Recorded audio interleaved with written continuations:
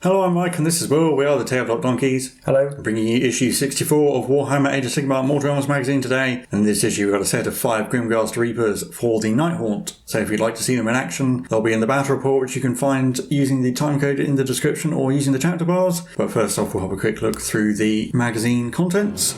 So first up we have some background on Gareth Malcor, who is the leader of the Emerald Host, which is Lady Ollander's personal guard. He was a noble in Dolorum. He believed that Lady Ollander was going to marry him and bring him power, but unsurprisingly she betrayed him, and he prayed to Nagash to save his soul, but Nagash loves irony, so now he is cursed to forever serve as the leader of Lady Ollander's personal guard, and he goes over some of his exploits fighting against the Idoneth Deathkin. And some background on the concussors. So I think we learned about Desolators before, but these are other parts of the Extremist Chamber. Stormcast 2 ride Dracoffs into combat, and they form Thunderwave echelons with their axe-wielding brethren. Fellow Strongarm there is a named one, goes over some of their mounts and their hammers. Then there's some history of the Great Parch. During the Age of Myth, it talks about Grimnir fighting to mutual destruction with Volcatrix, the mother of salamanders. And then it goes over some of the history of the various factions and tribes of the area and how they, especially in Batal, they became wealthy and powerful due to trade and their powerful wizards. And how they created a city on the ocean and then had the wizards from Asperia enchant it so it could fly. Then the build guide for the Grimghast. I think it did come with parts to make 5 regular Grimghasts, so it might be worth getting another copy of this issue so you can have a full set of 10.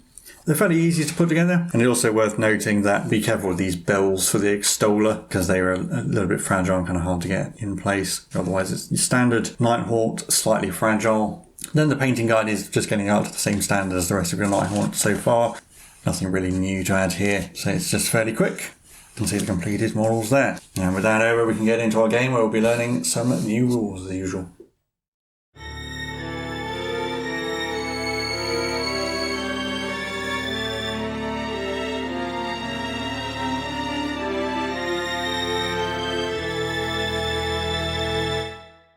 So shortly we'll be on to our battle, but first we learn about command traits, which are another one of the allegiance abilities that we've been learning about recently. So command traits are special abilities you can give to your general to customise the leader of your army. Once you've chosen a general, you can give him one of the command traits from this table here. These are the ones for the Order faction that the Stormcast Eternals will be using. So we've got Strategic Genius, which if your general has this command trait, then at the start of the first battle round you get an extra command point. Inspiring, which means that friendly Order units within 6 inches of the general don't have to take battle shock tests. And Tenacious, which gives the general +1 wound. And over the page we've just got a quick example of all of those 3 things here. They're all pretty straightforward. And then we have command traits for Death, the Death Grand Alliance. The first one is Ruler of the Night. This allows friendly death models within 12 inches of the general to use the Deathless Minions battle trait rather than just 6 inches, so it extends the range at which you can ignore wounds on 6s near the general. Master of the Black Arts, which has 2 effects. If the general is not a wizard, then they become a wizard who knows Arcane Bolt and Mystic Shield. It doesn't say here, but on the back it clarifies that they can cast an Unbind 1 spell. But if the general is already a wizard, then instead you add +1 to their casting and unbinding rolls. And finally, Supernatural Horror, which means that enemy units that fail a battle shock test within 12 inches double the number of models that flee. And again, a description of how those work on the back. Then we have some introductory fiction for our game. So the Stormcast Eternals require vital supplies to keep fighting in Aqshy, so a caravan has been sent from Hallowheart to resupply them, but the Nighthaunt have discovered it and are attacking it. Then we have a strategic overview kind of thing here, where shows the progress of the fighting in Realm of Fire. So you can see here the Nighthaunt striking out from their base of operations. They're continuing in their experiments to forge deadly weapons, but they also end up fighting some Scourge Privateer pirates as they try and cross the sea to attack the Stormcast. And there's a bit up the top there about how they're attacking the supply caravan. There's a little bit further background there that we've already seen, but these are the forces lists for the game coming up. I won't go over these, you'll just see which armies we've picked in a moment. And finally the Battleplan Dark Harvest. The Nighthaunt have ambushed a Stormcast Eternal supply caravan. That's represented on the battlefield. We've got the small Realm of Fire board with 3 objectives set up, one on the edge of each player's territory and then one right in the centre of the board. The one's on the edge of the territory just 3 inches from the board edge, as you can see.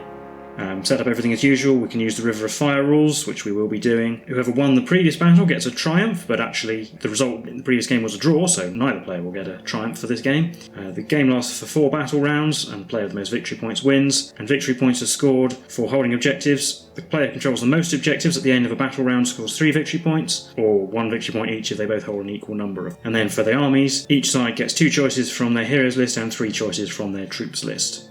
So that's it for the scenario. We'll show you the armies we've picked now and then get straight into the game. So here's the Stormcast army I've selected. For my 2 hero choices, we've got a Lord Exorcist and a Knight Incantor, and my 3 troops, 5 Liberators. I couldn't actually take Sequitors in this game, they weren't on my army selection choices. 4 Gryph-hounds and 5 Judicators that we got in the last issue. My general will be the Lord Exorcist, and his command trait will be Tenacious, which gives him an extra wound. And for my artifact of power, I'm going to give the Knight Incantor the Phoenix Stone, which lets her regenerate a wound in every hero phase. And here we have the Nighthaunt army. So for my 2 heroes, I've picked the Spirit Torment and the Guardian of Souls. For my units, I have a unit of 5 Blade Gheists, a unit of 3 Spirit Hosts, and the unit of 5 Grimghast we got this issue. My general will be the Spirit Torment, and he's going to have the Master of the Black Arts command trait, so he can use Arcane Bolt and Mystic Shield as if he were a wizard. And the Guardian of Souls is going to have the Cloak of Mists and Shadows, so he can get some free movement in combat phases. And here we are having deployed. So you can see the 3 objectives across the diagonal centre of the board there. And then the Nighthaunt has to deploy a unit first, so we'll have a look at their deployment. So nearest the camera we've got the Spirit Hosts and the Grimghast Reapers with the Guardian of Souls. And then up at the top we've got the Bladegeist Revenants and the Spirit Torment. And then the Stormcast deployment on the other side, going from left to right, we've got the 4 Gryph-hounds, the 5 Judicators, the Knight Incantor right in the centre, and then the Liberators and the Lord Exorcist over on the right-hand side. So that's all the preliminaries done, so we'll be on to battle round 1 and rolling off to see who gets to choose. Oh, we've rolled a 6, but the Nighthaunt finished deploying first, so they get to pick. So I think I'm going to make the Stormcast go first in the first turn, see if we can get the double turn, and so that the Knight Incantor's spells won't be in range of anything. So we'll be on to Stormcast Eternals turn 1. So at the start of the turn I gain command point, and then in the hero phase we're going to do Spirit Storm first from the Knight Incantor, even though it's not in range to do mortal wounds, needing a 7.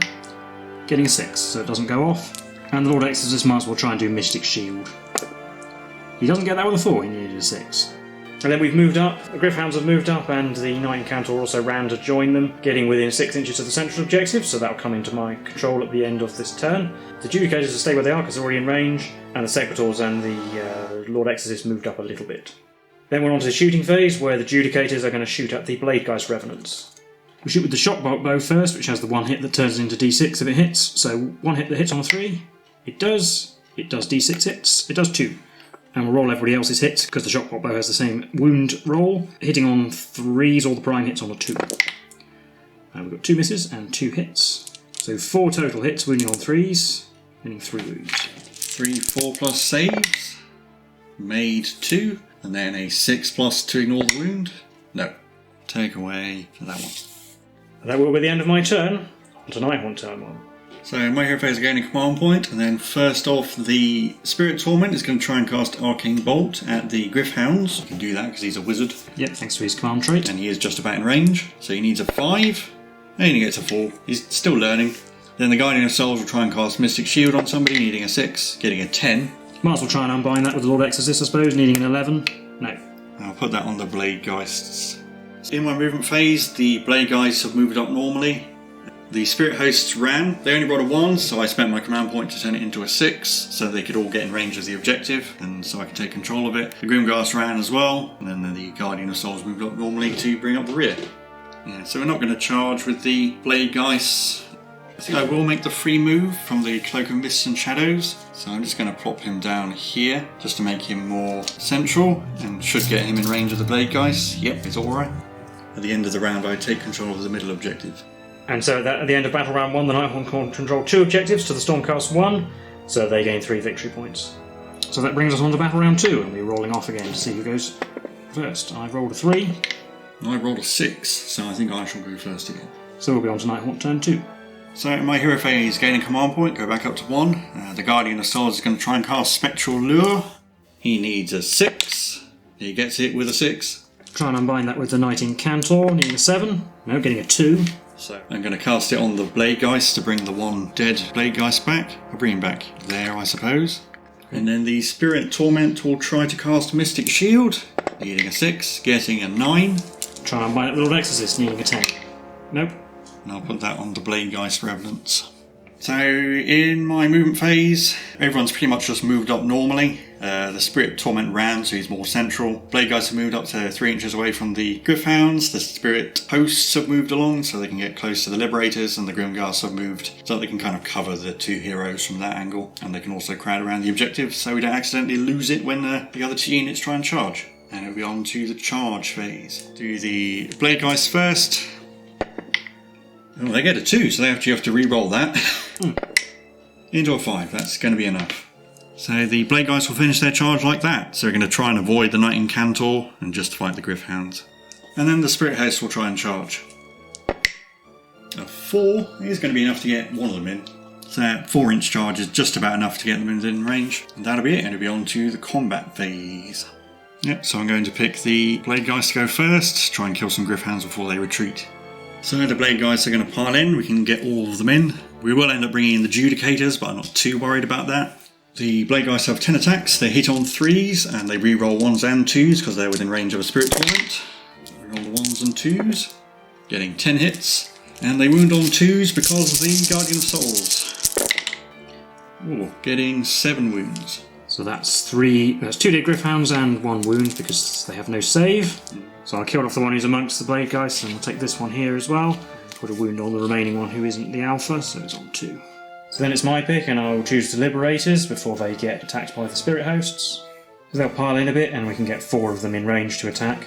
So 9 attacks total, hitting on 4s, hitting 4, and wounding on 3s, hitting 4. So 4 + saves, made 2.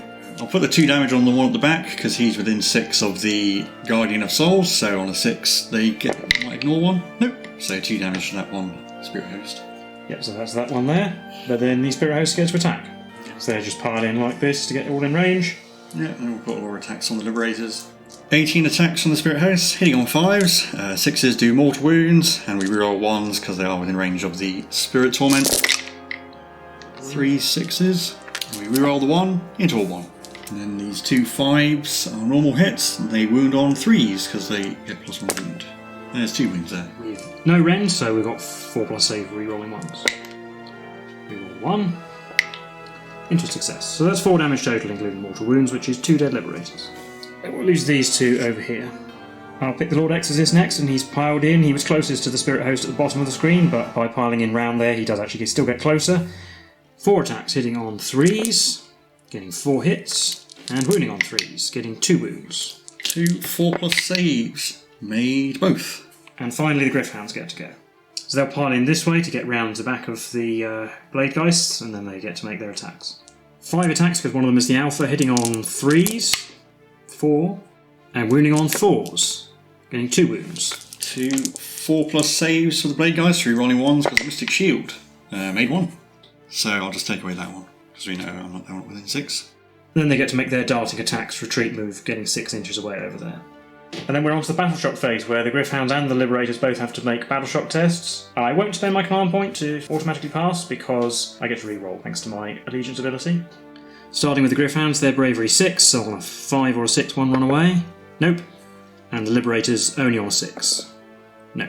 And actually, technically, at the start of the Battle Shock phase, the Spirit Torment can heal. Spirit Hosts are within 6 of him, and since we killed 3 Stormcast models, I can just heal 3 wounds, don't need to roll. Yeah, Grimhounds are Stormcast Eternals models.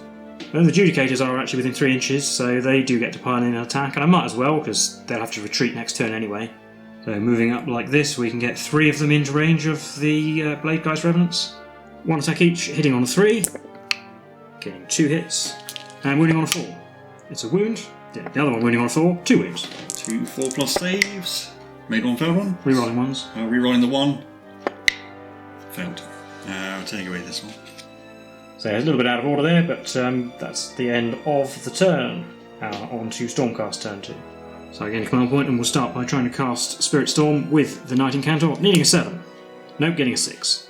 And the Lord Exorcist will do Purifying Blast. The Grimghast Reapers are just outside of 6 inches, so it's just the Spirit Hosts in range. Needs a 5, gets a 10. Right, I'm going to try and unbind that. Doesn't really matter which one I do it with. Needing an 11, only getting an 8. I roll a d6 and add half of their Bravery of 5 because they're a Nighthaunt unit, and I want to get less than 10. With a 1, yep, that's less than 10, so they take d3 mortal wounds. 1 wound on Spirit Host.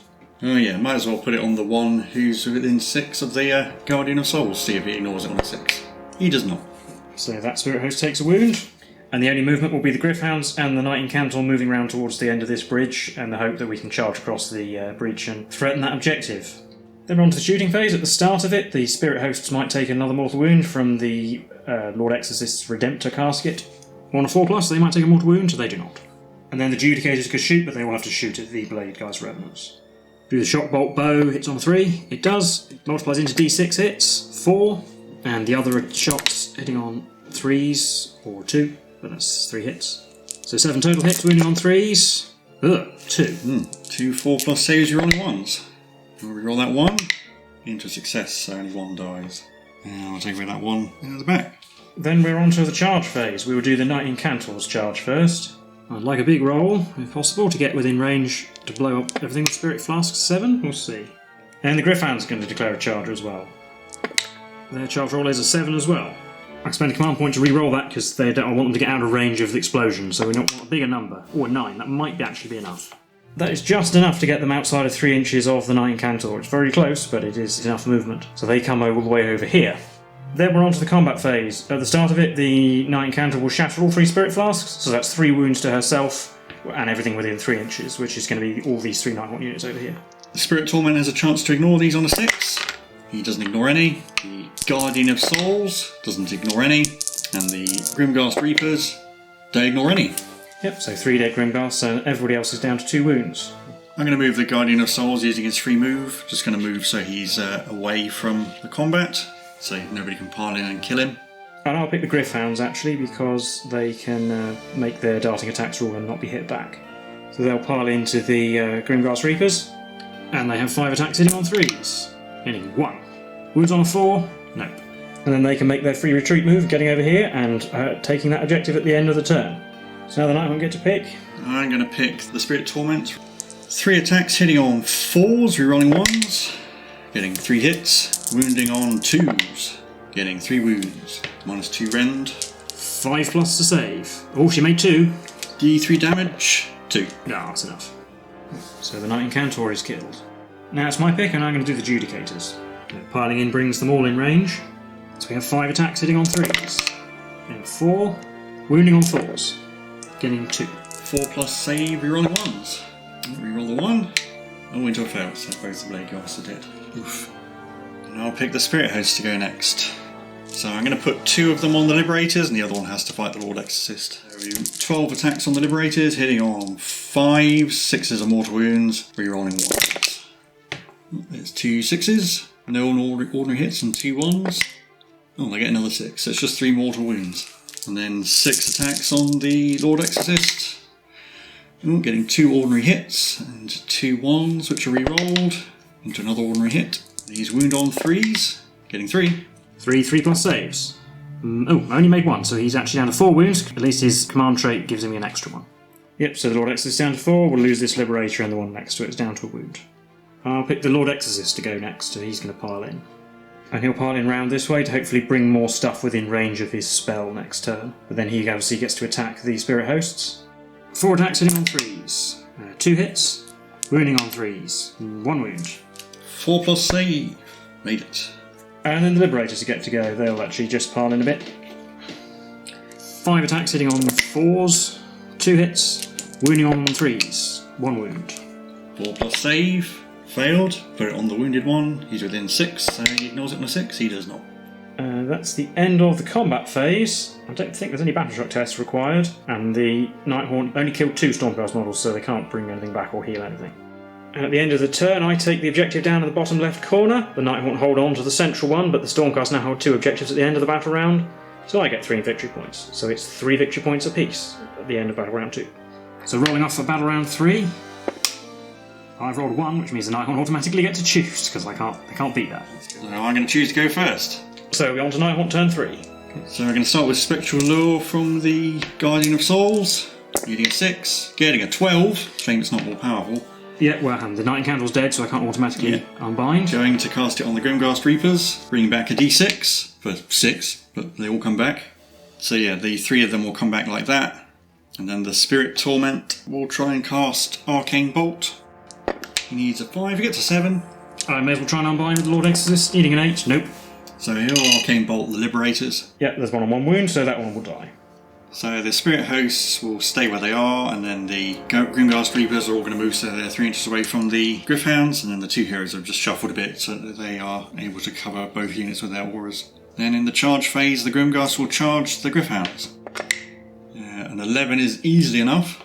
So the Grimghast will charge the Gryph-hounds, and I'll choose them to fight first in the combat phase, so we can try and get rid of those Gryph-hounds. So we have 8 attacks from Scythes, hitting on 4s, rerolling 1s. Not doing so well so far. That's better. We get 6 hits in total. Wounding on 2s. There's 5 wounds. That's going to be enough to kill them. So that's enough to wipe out the Gryph-hounds. And then I get to pick... I suppose I will do the Liberator Prime before he gets smushed. He has 3 attacks, hitting on 4s, getting 2, and wounding on 3s, getting nothing. So the Spirit Hosts, one's going to pile in. So we'll have 2 on the Liberator Prime and then 1 on the Lord Exorcist. 12 attacks on the Liberator Prime, hitting on 5s, 6s do mortal wounds, rolling 1s. Well, there's 3 mortal wounds, so it doesn't matter how many. He's dead. He's dead. 6 attacks on the Lord Exorcist, getting a mortal wound and 2 hits. So 2 regular hits, wound on 3s, getting 2. 3 plus saves. Failed 1, so another 2 wounds, he's down to 2.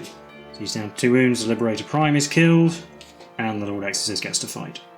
He'll pile in round, actually just to get the 2 heroes back within 6 inches of range of his spell, and then he gets to attack the Spirit Hosts.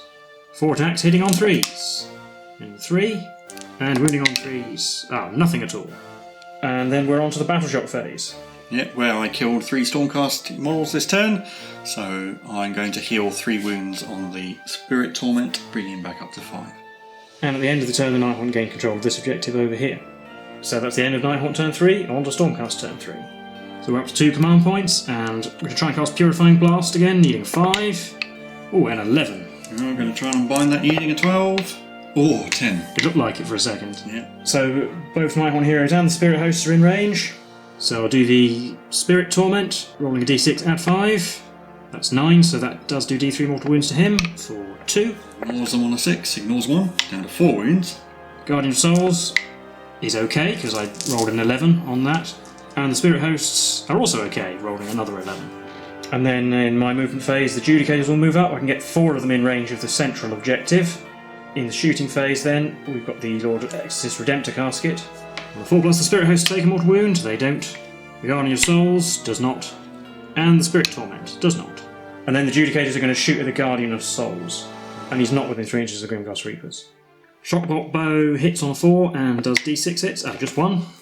Other shots, 3 hits. So 4 hits, wounding on 3s, getting 3. 4 plus saves. Made 2, failed 1. And ignored wound on a 6. Do not, so he's down to 1 wound. At the start of the combat phase, the Guardian of Souls is just going to use his free move to move back a tiny bit, so he's out of range of the Lord Exorcist if he lives, and he's within Lookout Sir range of the Reapers. And that just leaves the combat phase, where the Lord Exorcist will fight the Spirit Hosts. You can't really pile in without going over the lava, so he'll stay where he is. 4 attacks hitting on 3s. 2. Wounding on 3s, just 1. 4 plus save, made it. So the Spirit Host will pile in around the Lord Exorcist, because we can't quite get anyone in range of the Judicators to attack them, so just going to have to all gang up on the wounded Lord Exorcist. Yeah, so now I've got 18 attacks on the Lord Exorcist, hitting on 5, 6s are mortal wounds, and we reroll ones. Well, there's 2 mortal wounds straight off the bat, so he's dead. So he dies. Well, the Judicators are within 3 inches, so they're going to pile in, and if they can kill this Spirit Host on 1 wound, they might still take that objective. So they'll pile in like this, getting 4 within range of the Spirit Host, but more importantly, all 5 within range of the objective. 4 attacks, hitting on 3s, getting 3. Wounding on 4s, getting 2 wounds. 2 4 plus saves, made both. Well, that's important. And unfortunately that means that there are 5 models each on the central objective, which means the Nighthaunt retain control of it, which is important, because it's now the end of the battle round where they gain the 3 victory points. So it's 6-3 in the Nighthaunt's favour as we go into the last battle round. But actually I'm just going to concede at that point, because even if I go first, all I can do is shoot and possibly kill 1 or 2 Spirit Hosts, and then the Nighthaunt can move all their Grimghast Reapers onto the central objective and take it anyway. And there's nothing I can do about that, because my alternative is to retreat, in which case they'll do that anyway. Or they could go first and the Spirit Hosts retreat onto the objective in the other corner and take that one. Basically, the Nighthaunt have enough models to control however many objectives they want. So it would be a Nighthaunt victory, 9 victory points to 3 by the end of the 4th battle round if we were to carry on. So we will recap that game for you now. So that was our game for issue 64 of Warhammer Age of Sigmar Mortal Realms magazine. How do you think that went? It didn't feel like it was going too well once you took my home objective, but actually after looking at the casualties and seeing as I only had 5 models missing, I think it actually went really well, to be honest. I think I made a mistake letting you get to my objective. Probably what did it for you is that your Lord Exorcist didn't really do anything. Yeah, that's it. I did manage to kill your Bladegeist Revenants, but broadly speaking, otherwise there was very little damage to your army by the end. Partly because you brought stuff back and healed them, but that's just because I was unable to finish off units, really. Yeah, I got quite a lot of healing out of the Spirit Torment, and Spirit Host just didn't die. As always, they do really well, being a complete roadblock. And the Lord Exorcist would have helped in that enormously by succeeding in casting his spells or rolling to do damage with his spells or for his or doing damage in melee would have been nice. Killing your Knight Encounter was probably important as well, because if she'd been alive, she could have dispelled that Spectral Lure I cast with a 12, and then I would have only had 2 Reapers, not all 5. Yeah, and I think I actually wasted her as well by charging her in and blowing her up. I did that with sort of the intention of contesting the middle objective, but then I ended up going after the other objective thanks to the Grimghosts doing a bit of shenanigans. But I realised afterwards that the Grimghast Reapers didn't have enough attacks to kill those Grimghosts, so I didn't technically need to do them first. I would have at least had one Grimghost left, maybe on a wound, who could have still retreated and taken the objective. You healed almost all the damage she did anyway, so... I don't think I used the Bladegeist particularly well. Maybe if I'd taken the Hex Race instead, they would have been better off. That would have been better to send them off on their own. They would have held up your Judicators so they wouldn't be able to threaten the middle. I think, to be honest, when you won the roll-off for the second turn, I thought that was basically the end of the game, because I thought what would happen then is you would charge into my units, pin them down, and then because of the way the victory points on the game works, I thought at that point you'd basically won. I would never be able to get enough victory points. Because you made me go first, it meant you were able to take the one in the middle. It was only really some heroics from the Grimghosts getting to your home objective that gave me a chance at all. Yeah, it's pretty fairly easy to get 6 points, and at that point the best the opponent can get is a tie. And also due to the way taking objectives works, it's probably quite difficult to actually only hold one objective each. Yeah, neither player would have to go for the central objective. Yeah, or they would have to have the same amount of models at the end of the battle round, which is probably fairly unlikely. Yeah, so realistically, one player is going to get 3, and if you manage to do that 2 turns in a row, then the best the opponent can get is a tie. That's sort of part of the reason why I took the Judicators as well, is because they have a long range, and between them they have 5 models, so they could stay at the back and do what they did. Also Gryph-hounds instead of Prosecutors. I think the Gryph-hounds were a good choice. They did almost win me the game. But unfortunately I didn't have Secretors on my army choices for this game, so I was to hold the line I needed somebody, and Liberators ended up being the ones for the job. Or I guess not, perhaps in hindsight. I could have taken maybe Retributors, but I was worried about the fact they're really slow and they only 3 models.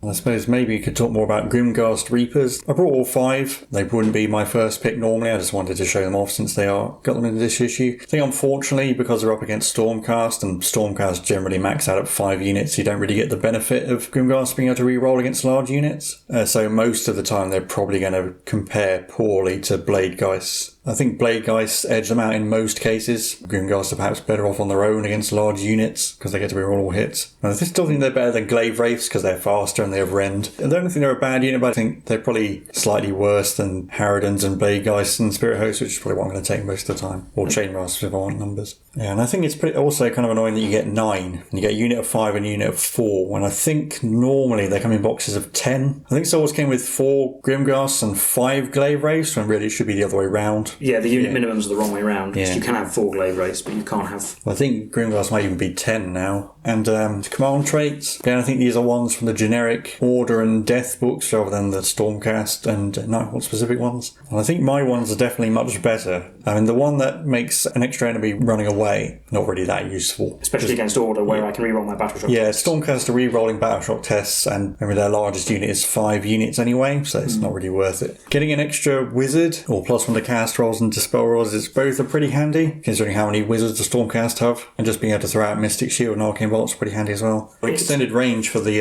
ignoring wounds is pretty useful as well. It actually makes it... Yeah, whereas my ones, automatically passing battle shock tests would be useful if I had a lot of units that were at risk of battle shock tests, but that's not usually the case with Stormcast, and even then, spending a command point here and there is not usually it's also kind of pointless if you have the Lord Ordinator as well. Yes, because his command ability does basically the same thing, but better. It does cost a command point, but it has a much bigger range, yeah. I think +1 wound is probably the best of them, because, especially if you put that on, say, like one of the Lord's Arcana cannon on a steed and get 8 wounds. I still think it's actually fairly weak because most of the Stormcast heroes have an odd number of wounds. So if you're up against anything that does multiple damage, it's probably not going to make that much difference. No, it's true. 5 or 6 wounds is no different if you're facing somebody who does 2 damage or 3 damage. Yeah, but yeah, against 1 damage, it'd be useful. I guess if you combined it with the Phoenix Stone, that would probably be the best way to get the most out of it. And your final command trait is an extra command point, which could be useful if you had the Lord Arcanum. Yeah, I'd be most likely to take that one when I have a hero with a command ability that's worth using. Most of my heroes don't actually have unique command abilities, and I very rarely need more than 1 command point in a battle round. Yeah, and you're often not often really re-rolling run rolls. I mean, it'd be useful to re-roll an extra charge, I suppose. Well, most of these games recently, the Nighthaunt have been doing all the charging because they're generally much faster and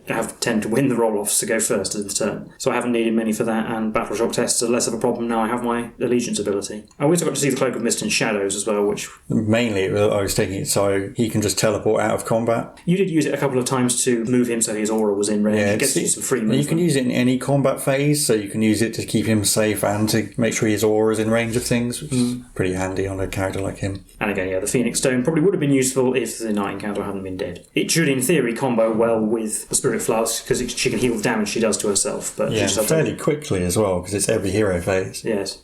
But besides that, I think that's it for this video. So if you enjoyed this content, then please leave a like and subscribe. Let us know your thoughts below about command abilities or the new Grimghast Reapers or anything else you'd like to comment on. We've been the Tabletop Donkeys, and we'll see you in the next one. Bye for now.